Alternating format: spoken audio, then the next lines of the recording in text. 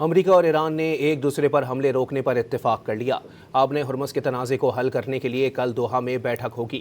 امریکی web site ایکزیوس کے مطابق ایک سینئر امریکی عہدیدار نے بتایا کہ امریکہ اور ایران نے باہمی طور پر فوجی کارروائیاں روکنے کا فیصلہ کیا ہے۔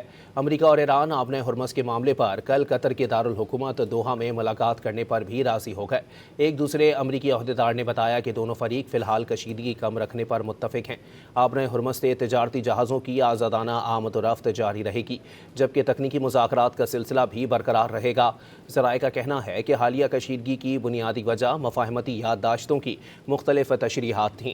خصوصاً آبِ ہرمز سے متعلق شقوں پر دونوں فریق مختلف موقف رکھتے تھے۔